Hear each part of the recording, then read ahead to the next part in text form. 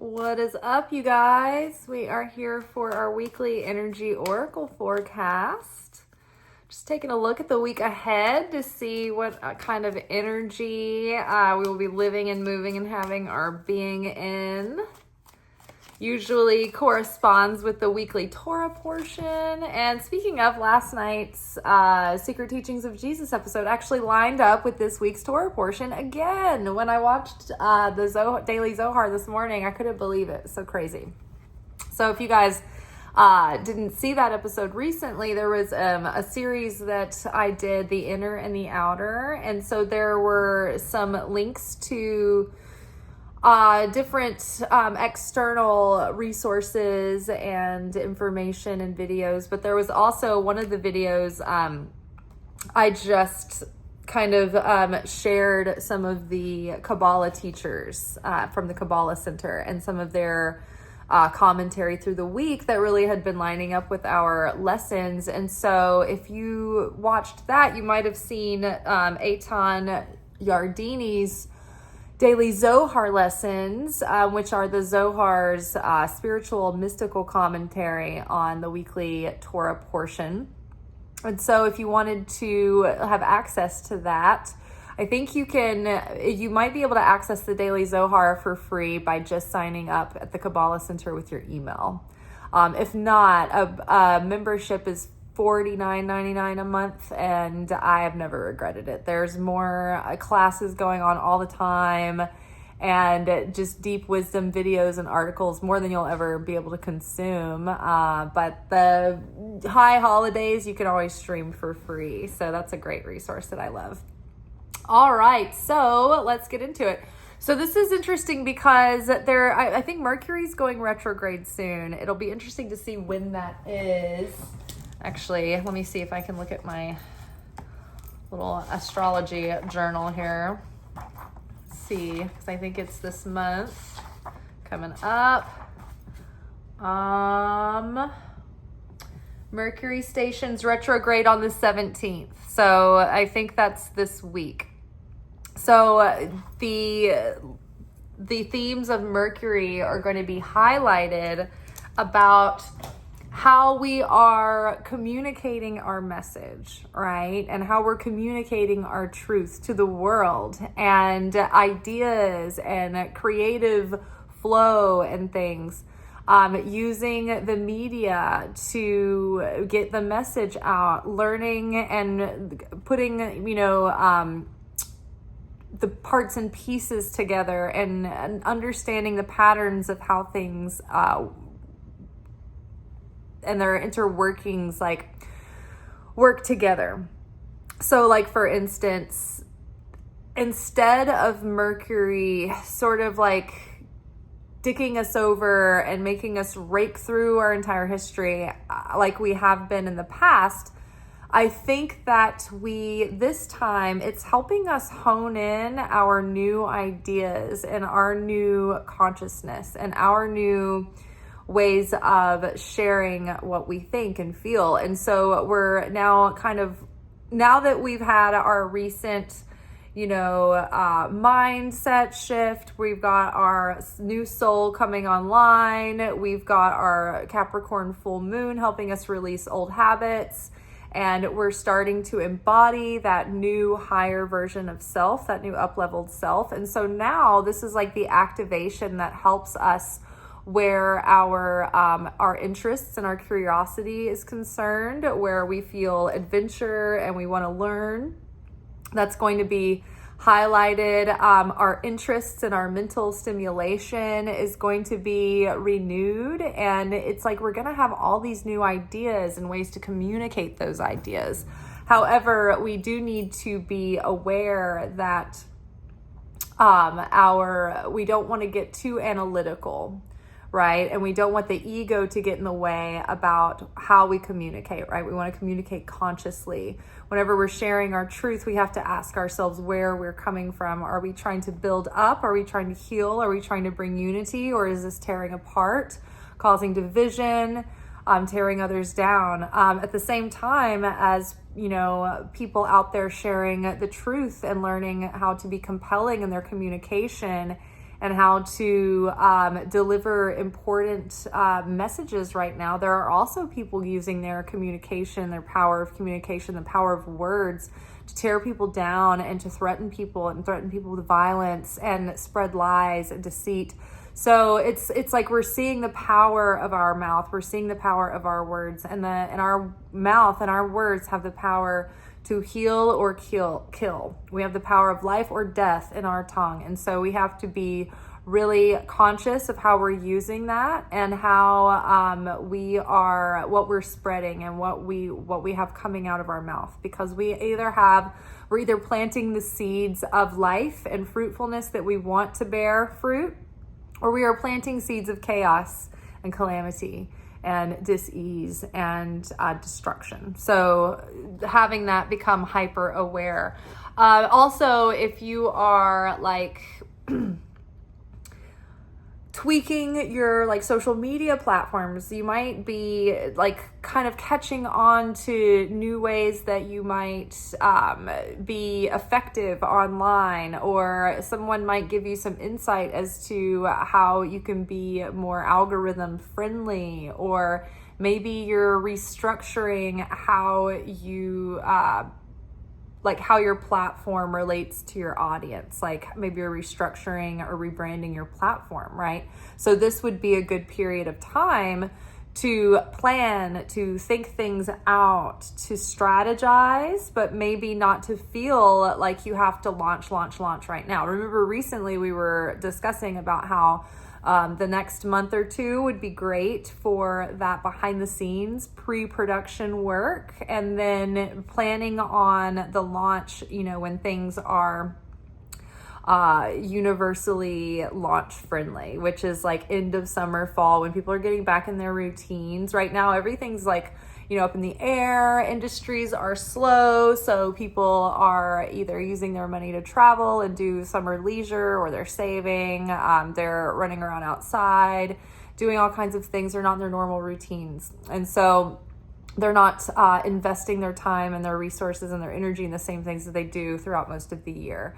And so when you look at network television, for instance, they launch new seasons in the fall and sometimes in the spring. But really, it's not usually good to start something like that in the middle of the dead of the summer, right? You won't get your maximum return on your efforts. So best to go with the seasons, right? And know when is a good time to start. And so that's comforting too, because it kind of reaffirms the fact that like we're in the months of Leo and Cancer. We're bookshelved in between those 2 months, which Kabbalistically speaking are a little more challenging, are a little more dark night of the soul, provocative to our ego. So that on top of a Mercury retrograde, it's like take it slow, be intentional, get curious and have fun in the stage of the work and the stage of the planning process. All right. So let's see what else. Observe. Again, this goes right along with it. So, observe your thoughts, observe the ideas coming up. Give yourself some credit for the level of transformation that you've already come through. It may be hard to see the progress that you have made because it feels like we're always racing to keep up and the bar is always moving higher. And so it may feel like we're always behind or we're always coming up short, but really, we've all grown so much and we've healed so much and we've expanded ourselves so much and we've overcome fears and we've let go of old ways. And so, now in this Mercury retrograde, it might be also a good time to go back and observe the growth that you have had. Another thing that is going on right now is it Saturn retrograde and Aries? Hold on. Saturn stations retrograde in Aries. So that was on the 12th. So is today the 12th or the 13th? Either way, Saturn stationing retrograde in Aries is about like feeling remotivated to get back on track, to get disciplined again, and to have structure and focus and commitment. You know, so it's like we're reevaluating, okay, what's been going right in our plan and the way we've been spending our energy and our focus and investing our resources, and what's not going well? What are we wasting? What's not pushing the needle forward? Cut the fat, trim the fat, and double down on the things that are bringing you momentum, that are bringing you advancement, that are pushing the needle forward in your goals and in your dreams and in your personal internal growth.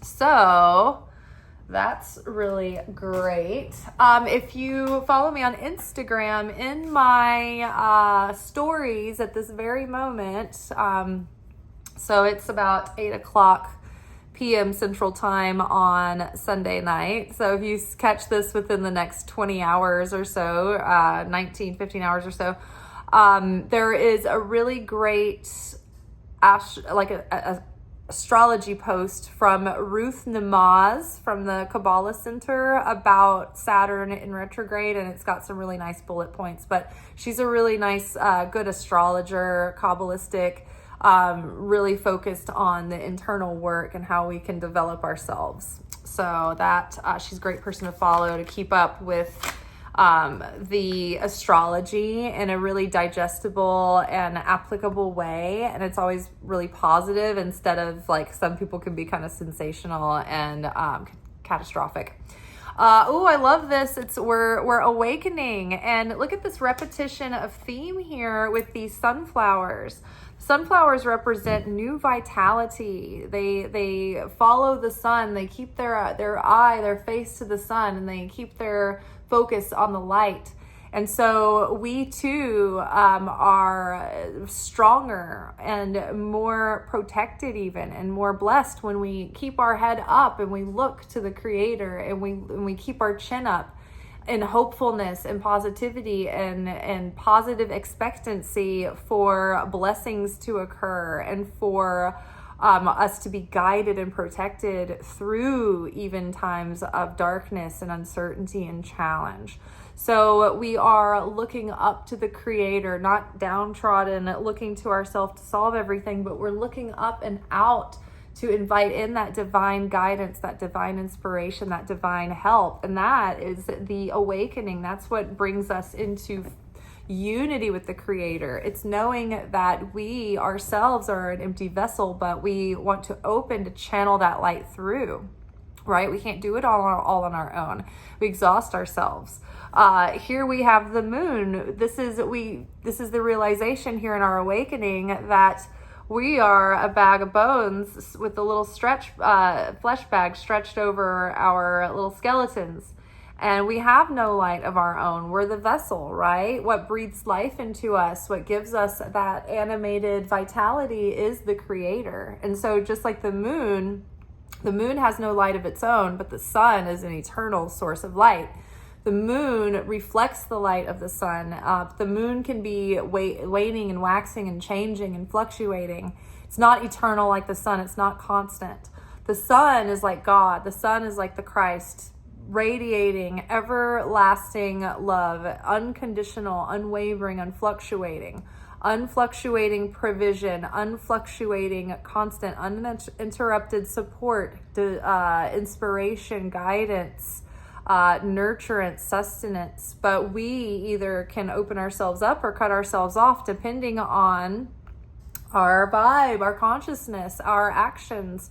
Is our soul sharing affinity with the light of the Creator in that moment?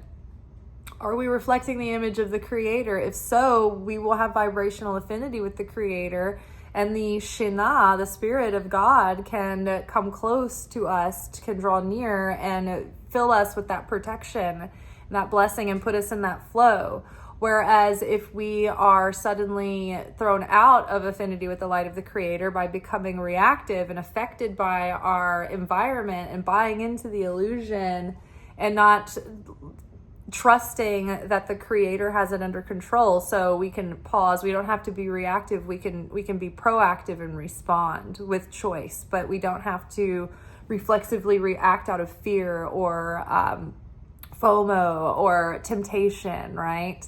So seeing this and observing, okay, the amount of healing and growth and awakening that we've already had, we can see that we've come a long way and things are getting much better. And we can now recognize our triggers and our patterns when they're coming up, and we've built enough self-control to stop them. And so now it's like we're awakening to this greater, higher truth that's sustaining us, that's helping us overcome our moments of weakness. When we want to get reactive, we can remember, that's not going to help me. That's not going to bring goodness. That's not going to bring blessing. That's going to bring regrettable feelings of remorse and bread of shame. So we pause and we wait until the activated feelings have subdued, and then we proactively respond when we can do so with sovereignty and self-control. All right. Let's see what else. I love this week. I mean, I really think we're really just coming online and feeling full of ourselves. I just feel like this week is going to be the rebirth, the hatching of the egg of the phoenix, right? Where we're just full of fire and light and passion and excitement, right? This Mercury retrograde, I can't say that I'm too worried about it. In fact, I think I'm really excited. I think that the most daunting, heavy lifting we've done in the past months and recent years. And so I think now it's all about learning this new self that's coming through and beginning to find our footing and expressing that, right? So passion, I love that. So the passion that we have is like the measure of the fire of our desire. It's like I feel like passion is a combination of our desire and our willingness to proactively pursue our desire. That's the fire. What happens when we burn a fire? It's like we need something to burn, and then the kindling that we're burning, it ignites and it creates flame. And so it's like the desire is our kindling. Am I saying that right? And the willpower and the determination to take action, that's the burning fire, right? But in order to have the motivation to take that action and to keep on going and make those actions alive and magnetic, we need that passion, we need that desire, we need that yearning for perfection and wholeness with the creator, but a yearning to align with our higher self, our higher destiny, more than we want to stay complacent in our comfort zone. All right. That is all for tonight. I feel excited about the week to come. I hope that this is a wonderful week ahead for you as well. If you have any new ideas that are coming through and things that you're working on, throw it in the comments, right? Plant seeds, make declarations. Let me know what's going on for y'all. All right, ciao till tomorrow. And tomorrow we will be back for our weekly anchor message, where we get our spiritual assignments for the week. Until then, peace.